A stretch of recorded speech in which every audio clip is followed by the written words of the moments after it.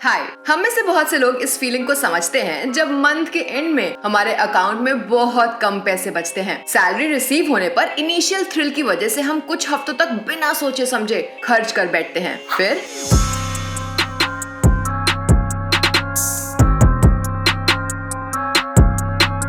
फिर month and तक आप आपके द्वारा किए गए बहुत से बैड फाइनेंशियल डिसीजंस को और अपने वॉलेट को बस देखते जाते हैं। फिर आप खुद को कोसते हुए सिर्फ एसेंशियल चीजों पे खर्च करते हैं। ये काफी रिलेटेबल है ना? लेकिन इस फीलिंग को बीट करने का एक फूल प्रूफ तरीका है और वो है मनी मैनेजमेंट। अपनी सैलरी को समझदारी के साथ मैनेज करना अपने फाइनेंसेस के बारे में सेफ फील करने का सबसे अच्छा तरीका है। हालांकि इस केस में एक one size fits all approach नहीं यूज किया जा सकता, लेकिन आपके पैसों को स्मार्ट तरीके से मैनेज करने के लिए कुछ ट्राइड एंड ट्रस्टेड टिप्स हैं और ग्रो के इस वीडियो के थ्रू हम आपकी हेल्प करेंगे। मेरा नाम अग्रिका है और मैं ये प्रॉमिस करती हूँ कि आपको अपने पैसे स्मार्ट तरीके से मैनेज करने के लिए नंबर्स के साथ एक जादूगर होने की जरूरत नहीं है। आपको अपनी फाइनेंशियल सिचुएशन के बारे में और सिक्योर फील कराने के लिए हमने कुछ इजी और डुएबल सजेशंस को कंपाइल किया है और हम ये रेकमेंड करते हैं कि आप इस वीडियो को सेव कर लें ताकि जब भी आपको अपनी सैलरी को सही तरीके से मैनेज करने के लिए मोटिवेशन की जरूरत पड़े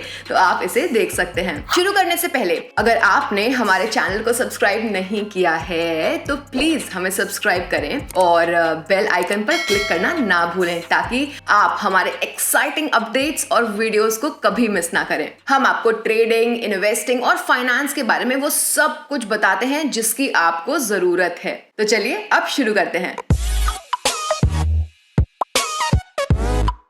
फाइनेंशियल गोल्स सेट करें तो ये एक नो ब्रेनर है। दोस्तों, जब आपके पास एक गोल होता है तो आपके पास काम करने के लिए एक टारगेट होता है। हमारी लाइफ की तरह ये पैसों के मामले में भी अप्लाई होता है। अपने दिमाग में एक क्लियर पिक्चर रखें कि आप एक स्पेसिफिक पीरियड के एंड में अपनी फाइनेंशियल सिचुएशन को कैसे देखना चाहते हैं। वो एक मंथ, एक क्वार्टर, हाफ ईयर या एक पूरा ईयर हो सकता है। यदि आप मनी मैनेजमेंट में नए हैं तो हम रिकमेंड करते हैं कि आप स्लो स्टार्ट करें। एक ऐसा फाइनेंशियल गोल रखें जिसे आप अचीव कर सकते हैं और वहां तक पहुंचने के लिए अपना विजन क्लियर रखें। कुछ मंथ्स या कुछ साल तक चलने वाले शॉर्ट टर्म गोल्स में फिक्स्ड इनकम इंस्ट्रूमेंट्स में इन्वेस्ट करना सही रहता है। लॉन्ग टर्म गोल्स में आमतौर पर असेट्स के डिफरेंट क्लासेस में इन्वेस्टमेंट शामिल हो सकता है, जैसे इक्विटी और फिक्स्ड इनकम इन्वेस्टमेंट्स। मार्केट में आपके पास बहुत से ऑप्शंस होते हैं, तो ऐसे इन्वेस्टमेंट को चुनें जो आपके और आपके फाइनेंशियल मंत्रा से रेजोनेट करता हो। लेकिन एक बात आपको ध्यान में रखनी चाहिए, यदि आप अपने फाइनेंशियल गोल्स को पहले कुछ ट्राइज में अगर पूरा नहीं कर पाते हैं तो प्लीज निराश ना होएं। ये एक ट्रायल एंड एरर मेथड होता है और हर कोई करते करते ही इसे सीख जाता है। एक बजट बनाएं। बजट की पावर दोस्तों बेमिसाल है। इस बात को एनालाइज करना कि आप अपने लाइफ के अलग अलग एरियाज में कैसे खर्च करते हैं, जैसे कि रेंट, ग्रोसरीज, अपने बच्चों की एजुकेशन फीस, लोन्स पर इंटरेस्ट एक्सपेंसेस यानी कि EMIs, ट्रैवल, एंटरटेनमेंट एक्सेट्रा पर। ये पैसों को मैनेज करने के लिए एक की फैक्टर है। यहाँ बजट बनाने का सबसे अच्छा तरीका है कि आपके द्वारा अर्न किए गए और खर्च किए गए हर एक पैसे का हिसाब रखा जाए। अब कभी कभी आप एक ऐसा बजट बना सकते हैं जो आपके लिए बिल्कुल भी हेल्पफुल नहीं रहता है। ये भी पॉसिबल हो सकता है कि आपने अपनी सेव करने की एबिलिटी को ओवर एस्टिमेट कर लिया हो और एक ऐसा बजट बना लिया हो जिसे फॉलो करना नियरली इम्पॉसिबल है। दोस्तों, याद है जब आपने सोचा था कि आप इस साल हर दिन जिम जाएंगे? एक आलस से भरा वीक और वो प्लान पूरी तरीके से फेल हो जाता है। दोस्तों, बजट के केस में भी ऐसा ही होता है, लेकिन आप चिंता मत करिए क्योंकि हमारे पास इसका सॉल्यूशन है। बजट बनाना बहुत ही सिंपल है, इसे ओवर कॉम्प्लिकेट नहीं करें। बस 50-30-20 के गोल्डन रूल को फॉलो करें। इस रूल के हिसाब से अपनी सैलरी को 3 पोर्शन में डिवाइड करें। आपकी आफ्टर टैक्स इनकम के 50% को आपके नीड्स के लिए अलग रखा जा सकता है। आप अपनी आफ्टर टैक्स इनकम के 30% को वॉन्ट्स यानी शौक के लिए एलोकेट कर सकते हैं और रिमेनिंग 20% को सेविंग्स और इन्वेस्टमेंट प्लान्स के लिए एलोकेट करें। जब आप इस मंत्रा को फॉलो करते हैं, याद रखें कि उन चीजों को कट आउट कर दें जिनकी आपको जरूरत नहीं है। यदि आप अपनी आफ्टर टैक्स इनकम का 30% से ज्यादा खर्च करते हैं तो आपको एक कड़ी नजर रखने और करेक्टिव एक्शन लेने की सख्त जरूरत है। लेस इज मोर जीने का मंत्रा होना चाहिए। ये एग्जाम्पल आपको ये दिखाता है कि बजट कैसे बनाया जाता है। अपनी total after tax income determine करें। मान लेते हैं कि आपकी टोटल आफ्टर टैक्स इनकम 50,000 रुपए पर मंथ है। अपने सारे मंथली खर्चों की लिस्ट बनाएं, जैसे कि रेंट, लोन, EMIs, बच्चों की स्कूल फीस एटसेट्रा। मान लीजिए कि आपका रेंट 8,000 रुपए है, आप 10,000 रुपए की EMI भरते हैं और खाने पीने में 5,000 रुपए खर्च करते हैं। खर्चों को फिक्स्ड और वेरिएबल में डिवाइड करें। एग्जाम्पल के लिए लोन, EMIs और रेंट फिक्स्ड खर्चे हैं और इसका टोटल 18,000 रुपए होता है, और खाने पीने के खर्चे 5,000 रुपए हैं जो वेरिएबल में आते हैं। हर खर्च के लिए एवरेज मंथली कॉस्ट डिटरमाइन करें। उन कैटेगरीज के लिए जहां खर्च हर मंथ बदलता रहता है, 3 मंथ के खर्च को देखकर एवरेज मंथली कॉस्ट डिटरमाइन करें। एडजस्टमेंट्स करें। यदि आप अपने खर्चों को इनकम से ज्यादा पाते हैं तो आपको इन कॉस्ट्स को कम करने के लिए एडजस्टमेंट्स करने ही होंगे। नेक्स्ट, पे योरसेल्फ फर्स्ट। सो पे योरसेल्फ फर्स्ट का मतलब ये नहीं है कि जैसे ही आपको अपना पेचेक मिले आप दौड़ के खर्च करना शुरू कर दें। नहीं, इसका मतलब ये है कि आप कोई और खर्च करने से पहले अपने सेविंग्स और इन्वेस्टमेंट्स के लिए पैसे अलग रख दें।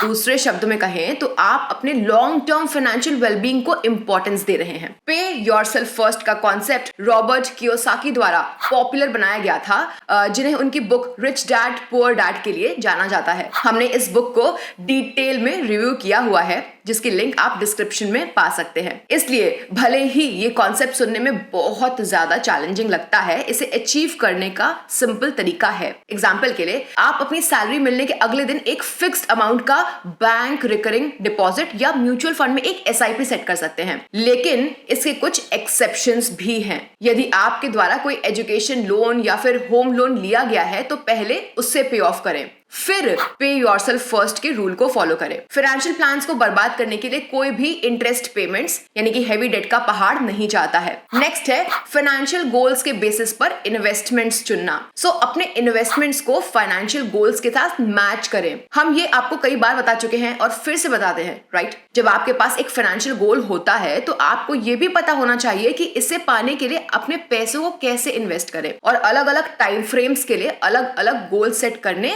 से आपको और ज्यादा ऑप्शंस मिलते हैं। एग्जांपल्स के लिए बैंक FDs, लिक्विड फंड्स और शॉर्ट टर्म डेट इंस्ट्रूमेंट्स में इन्वेस्ट करके आपके शॉर्ट टर्म गोल्स को पूरा किया जा सकता है। इसी तरह यदि आपके पास अगले 3 या 5 साल में अचीव करने के लिए कोई गोल है, जैसे फैमिली के लिए एक कार खरीदना, उस केस में आपके रिस्क प्रोफाइल के बेसिस पर हाइब्रिड फंड चुनना या अदर इन्वेस्टमेंट्स चुनना सही होता है। लॉन्ग टर्म इन्वेस्टिंग का फोकस अर्ली रिटायरमेंट और घर खरीदने जैसे गोल्स के लिए वेल्थ क्रिएशन होता है। इसके अलावा अपना रिटायरमेंट प्लान करने का कोई टाइम नहीं होता। उस केस में PPF यानी कि पब्लिक प्रोविडेंट फंड या equity linked saving schemes ELSS में इन्वेस्ट करना सही रहता है। इन्वेस्टमेंट्स को फाइनेंशियल गोल्स के साथ मैच करने का एग्जांपल देखते हैं।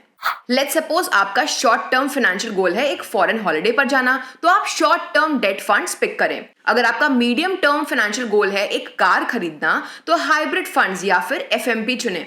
अगर आपके लॉन्ग टर्म फाइनेंशियल गोल्स हैं अर्ली रिटायरमेंट प्लान या फिर घर खरीदना, तो रिस्क प्रोफाइल के बेसिस पर इक्विटी फंड्स या फिर PPF एटसेट्रा चुनें। नेक्स्ट, अपने डेट्स को पे ऑफ करें। डेट कभी कभी बहुत बुरा हो सकता है, लेकिन एक अच्छे लोन और एक बुरे लोन के बीच डिस्टिंग्विश करना सीखें। लेकिन अगर आप लोन्स पर नजर नहीं रखते हैं तो ये आपकी पूरी फाइनेंशियल प्लानिंग को बर्बाद करके रख सकता है। इंटरेस्ट पेमेंट और स्ट्रेस आपको सच में खा सकते हैं। हमेशा कम से कम टाइम में अपने डेट्स को चुकाने की पूरी कोशिश करें, बल्कि आप एक ऑटोमेटेड पेमेंट ऑप्शन का भी यूज कर सकते हैं और जैसे ही आप अपनी सैलरी पाते हैं तुरंत EMI को पे ऑफ कर सकते हैं। ये आपको बाकी के बचे मंथ के लिए स्ट्रेस को दूर रखने में मदद करता है। और दोस्तों, जितनी जल्दी आप डेट फ्री होंगे उतना ही आपके लिए बेहतर होगा। डेट के जाल में फंसने से बचने के लिए ज्यादा इंटरेस्ट वाले डेट जैसे क्रेडिट कार्ड और पर्सनल लोन से प्लीज बचें। अब समझते हैं एक अच्छा लोन और एक बुरा लोन क्या होता है एग्जाम्पल्स के साथ। सो एजुकेशन लोन, ये आपके करियर बनाने में मदद करता है और इससे टैक्स बेनिफिट्स भी मिलते हैं, तो ये एक अच्छा लोन हुआ। सिमिलरली कार लोन, जो आप ऑफिस जाने के लिए कार यूज में आती है उसके लिए लेते हैं, ये भी एक अच्छा लोन है। और होम लोन, आपको रहने के लिए छत मिलती है और टैक्स बेनिफिट्स भी मिलते हैं, तो ये भी एक अच्छा लोन है। वहीं देखते हैं एग्जाम्पल्स बुरे लोन के। छुट्टियां मनाने के लिए लिया गया पर्सनल लोन, ये एक बुरा लोन है क्योंकि हाई इंटरेस्ट होता है यहाँ पे, जो लोन ट्रैप की ओर हमें ले जाता है। वहीं काफी महंगा गैजेट जिसकी आपको शायद जरूरत भी नहीं है, उससे खरीदने के लिए क्रेडिट कार्ड का यूज करना, ये भी एक बुरा लोन है। यहाँ पे आपको हाई इंटरेस्ट पे करना होता है, जो अगेन लोन ट्रैप की ओर आपको ले जाता है। नेक्स्ट है एक इमरजेंसी फंड बनाएं। आपका बजट प्लान्ड एक्सपेंसेस पर बेस्ड होता है, लेकिन क्या होता है जब कोई अनएक्सपेक्टेड सिचुएशन आ जाती है जो आपके फाइनेंसेस को उलट पुलट कर सकती है। इस मामले में इमरजेंसी फंड काम आता है। आइडियली एक अच्छा इमरजेंसी फंड आपको 3 to 6 मंथ्स तक आपके लिविंग एक्सपेंसेस मीट करने में हेल्प करेगा अगर आप अनमैरिड हैं, and close to a year अगर आप मैरिड हैं। अगर आपकी लायबिलिटी इंक्रीज होती है, इमरजेंसी फंड भी इंक्रीज होना चाहिए। आप कई तरह से इमरजेंसी फंड बना सकते हैं। आप इसे मंथ के स्टार्टिंग में पे योरसेल्फ फर्स्ट टेक्निक के एक पार्ट के रूप में अलग कर सकते हैं, लेकिन इमरजेंसी फंड को दूसरी सेविंग्स के साथ मिक्स नहीं करें। जब तक सही में कोई इमरजेंसी नहीं हो, इस फंड को छूना भी नहीं है। इमरजेंसी फंड्स बनाने के लिए इन्वेस्टमेंट्स के एग्जाम्पल देखते हैं। फॉर एग्जाम्पल, बैंक में fix deposits, saving account, liquid funds, money market के म्यूचुअल फंड्स। सो नेक्स्ट है लाइफ एंड हेल्थ इंश्योरेंस का फायदा लेना। इमरजेंसी से याद आया, क्या आपके पास लाइफ इंश्योरेंस या फिर हेल्थ इंश्योरेंस है? यदि नहीं तो प्लीज अभी जाकर के अप्लाई करें। अपने और अपने लव्ड वंस के लिए सबसे खराब सिनेरियो के लिए तैयार रहना बेहद जरूरी है। एग्जाम्पल के लिए, प्राइमरी ब्रेड विनर के अल्टीमेट डिमाइस के केस में फैमिली को लाइफ इंश्योरेंस की मदद से प्रोटेक्ट किया जा सकता है। टर्म लाइफ इंश्योरेंस को कंसिडर करिए, जो एक पूरे प्रोटेक्शन पॉलिसी होती है। आप कई अदर लाइफ इंश्योरेंस प्लान्स के कंपैरिजन में सबसे कम प्रीमियम पर इस प्लान का फायदा पा सकते हैं। यदि पॉलिसी पीरियड के अंदर पॉलिसी होल्डर की डेथ हो जाती है तो बेनिफिशियरी को एक लमसम यानी कि सम अश्योर्ड अमाउंट रिसीव होता है। हालांकि इस प्लान के कोई सर्वाइवल बेनिफिट्स नहीं है। इसी तरह हेल्थ इंश्योरेंस और फैमिली फ्लोटर हेल्थ इंश्योरेंस जैसे ऑप्शंस भी इक्वली इंपॉर्टेंट हैं, जो आपको और आपकी फैमिली को कवर करते हैं और किसी भी टाइप के इमरजेंसी हॉस्पिटलाइजेशन के दौरान फाइनेंशियली आपको और आपकी फैमिली को प्रोटेक्ट करते हैं। ये परेशानी के टाइम में काम आते हैं और प्रैक्टिकल हैं, है ना? तो अब हम आ चुके हैं कंक्लूजन पे। भले ये टिप्स आपको एफिशिएंट मनी मैनेजमेंट की राह को स्टार्ट करने में मदद करते हैं, लेकिन ये इंपॉर्टेंट है कि आप अपने आप पर बहुत टफ नहीं हो और गलतियों से डरे नहीं। जब फाइनेंसेस की बात आती है तो सेविंग शुरू करने का कोई समय नहीं होता है और गलतियों से सीखने का भी कोई समय नहीं होता है। हम इस बात के साथ इस वीडियो को एंड करते हैं। यदि आपको ये वीडियो पसंद आया है तो प्लीज इसे फ्रेंड्स और फैमिली के साथ शेयर करना ना भूलें। इस तरीके के वीडियोस के लिए हमारे चैनल को सब्सक्राइब करना भी मत भूलिएगा और हमारे कंटेंट के बारे में तुरंत नोटिफिकेशन पाने के लिए बेल आइकन को क्लिक करें। ये वीडियो केवल एजुकेशनल पर्पसेस के लिए है। ये किसी भी टाइप की बाय या फिर सेल रिकमेंडेशन नहीं है। शेयर मार्केट में इन्वेस्ट करना मार्केट रिस्क्स पर डिपेंड करता है। See you in the next video. Bye bye.